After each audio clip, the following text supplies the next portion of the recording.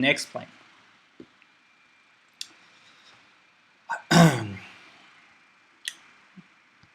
All right, so going from Frankfurt, Egelsbach, small VFR general aviation airfield south of the big, south of Germany's busiest airport, Frankfurt, obviously. Very, very, very interesting airfield because it sits right under the shelf of the Frankfurt airspace, busiest airspace in Germany. And you really have to know your way around there to not commit airspace violations. They don't like that in Frankfurt. They don't like you with your 152 or 172 messing up their A380s coming in from Frankfurt or to Frankfurt. And that's why all the procedures around Egelsbach are very tightly regulated. Let's take a look at the overview here, the visual operation chart. That's what a VFR chart looks like in Germany.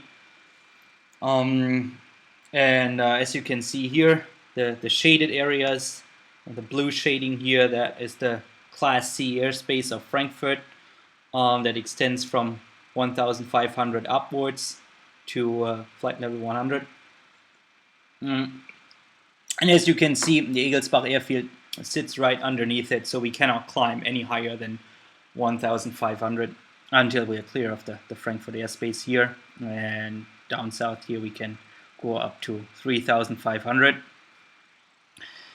And the Egelsbach airfield itself is an uncontrolled airfield. They don't have a tower. Well, they have a tower, but it is no longer a Class D airspace. What used to be a real tower controller, now they have what is called a Flugleiter, who still has a radar, but he cannot give any clearances, so he just is advisory only. Yeah, very interesting job that you don't have in the American airspace, but that is mandatory in German. At an uncontrolled, quote-unquote, uncontrolled airfield, you still have to have a Flugleiter. To recommend what you should be doing. You see those routes to and from the Egelsbach airfield named Tango, Yankee, Echo, Kilo, and Delta. Those are the prescribed VFR routes to fly in and out of what used to be the Egelsbach Class D airspace, what is now an ATC, RMZ, and TMZ airspace. I won't go into the details what all of that means, but basically it's they took the old Class D airspace and took away the tower controller, made it an uncontrolled airport with a Flugleiter, and redesignated the airspace. So, what does operating IFR out of here mean? It means that we begin the flight VFR, we take off, we leave this former Class D airspace through one of the prescribed routes here, and then we get an IFR pickup somewhere out here.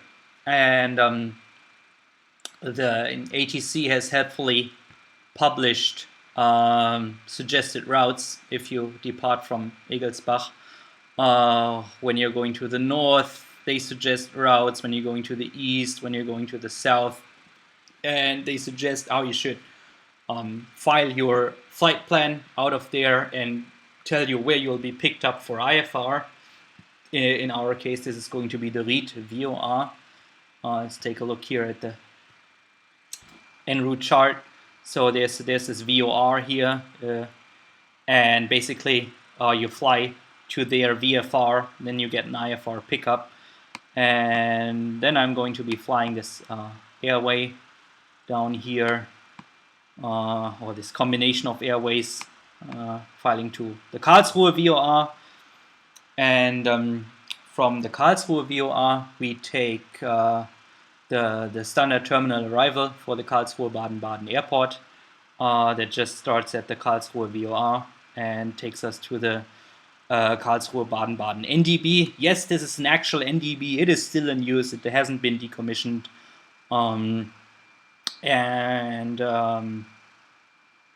Yeah, so it's a very simple star. It's just Karlsruhe VOR to Karlsruhe NDB.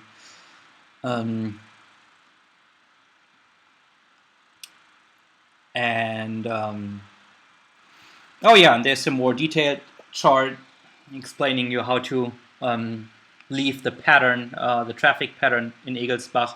As you can see, they have a north and a south pattern. The north pattern has this kind of dent in here for noise abatement reasons, and people who live here get very cranky if you don't fly the dent in the traffic pattern correctly. So what we are going to do is, with prevailing westerly winds, we're going to take off from runway 26, which is still incorrectly labeled runway 27 in X-plane. I just filed a bug report on the scenery gateway this morning, and Jan Vogel, who has done an amazing job with all the gateway airports in Germany, he will be changing that and make sure the correct runway appears in X-plane with the next update. But for now, the runway in X-plane is still runway 27 instead of 26, and they reassigned it sometime this year or last year, I don't remember, because of magnetic shift, right? The magnetic pole moves, the magnetic variation changes. Runway designations are always with a cardinal magnetic direction, and if that changes, they have to paint a new number on the runway, and this is essentially what happened here. So we're going to be taking off from runway 26, fly runway heading until we cross the Autobahn, the A5 here, turn left and just fly alongside the A5 until it takes us out of the control zone, or former control zone, former Class D airspace. And from there on, we pick up the 022 radial from the Ried VOR. And as soon as we are on the Ried VOR, we'll be, hang on, there we go, we'll be IFR. I already programmed that into the GPS.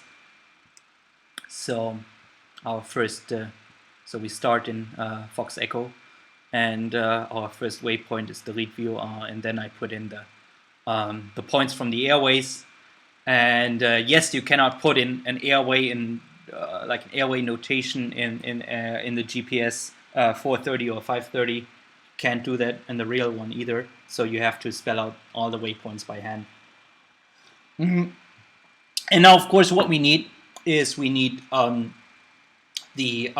Karlsruhe 3 Hotel star in Karlsruhe, Baden-Baden.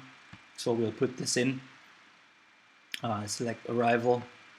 And put in Karlsruhe 3 Mike, and there you go. It's very simple. It just takes you to Kilo Bravo Alpha, which is the NDB. And here we go. So Karlsruhe VOR, Karlsruhe NDB, that's all there is to it.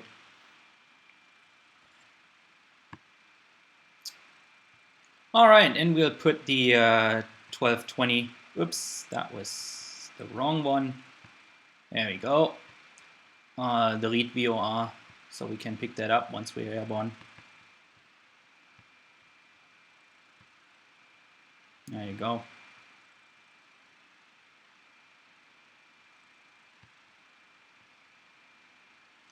All right, and now we're going to talk a bit about user interfaces. And I'm not talking about the X-plane user interface, but I want to take you through the actual user interface of how you file a flight plan in real life. I mean, you all know how you file a flight plan in X-plane. Bring up the ATC window, type in your route, and off you go. So let me show you how it's done in real life.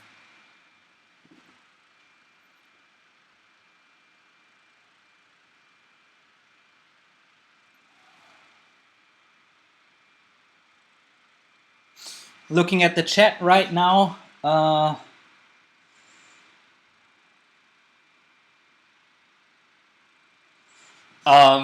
Chat wants to know about how expensive it is to become a pilot and an instructor. I should write a blog post about this. I will not go into the details about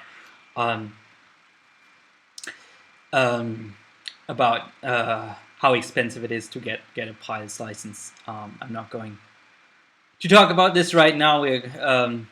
I think I should write a blog post about this. Okay, so yeah, user interfaces, right? User interface to make a flight plan and X-plane, very simple. User interface to make a flight plan in real life, a little bit more complicated. So let me take you through what it means to file an actual flight plan.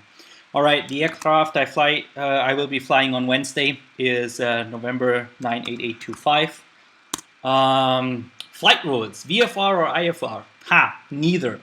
What we are going to do, as I told you, we are going to take off VFR, leave the Class Delta or former Class Delta airspace VFR, get an IFR pickup over the read VOR, and the way you file this, it is a Zulu flight plan. So I means all the way IFR, V means all the way VFR, Zulu means you start VFR and pick up IFR on the way, and Yankee is the other way around. Yankee is you start IFR and you arrive at an airport VFR. So what we are doing now is Zulu. Type of flight would be G for general aviation.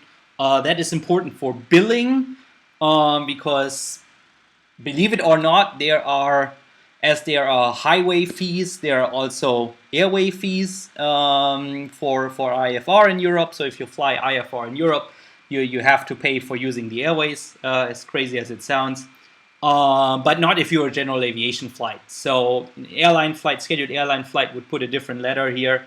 I don't know which one. Let's see. Yeah, nice. This is absolutely typical for the website of the German ATC system.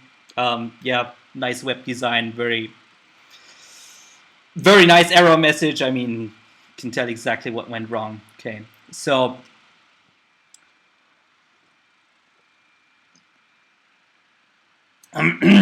so whatever it is, we type G. Yeah.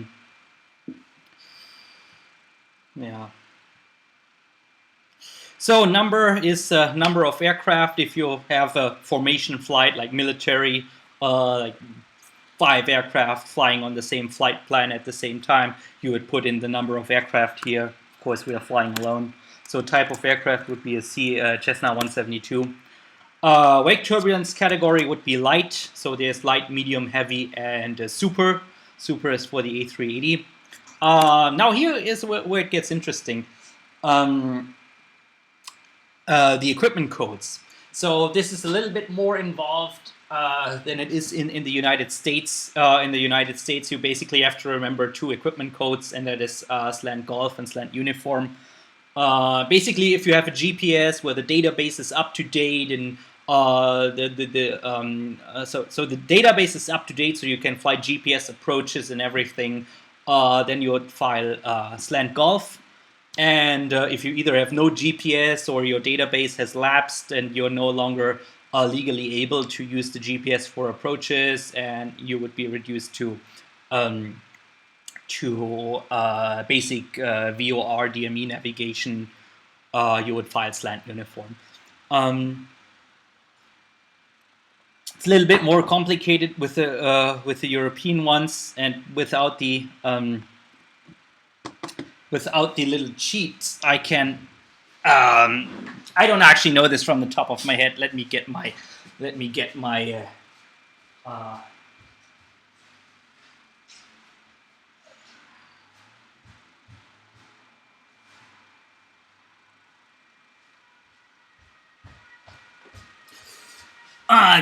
flight plan from last week. This is when I flew this flight with a student last week. Let's see what we put in there. So yeah, so it would be standard. That covers that you have a nav receiver, a comm radio, a stuff like that. Then D for you have a DME receiver. I talked about that in my last stream, that for IFR operations in European airspace you need a DME. cannot substitute GPS distance with DME distance. You can in the US, but not in Europe. G for we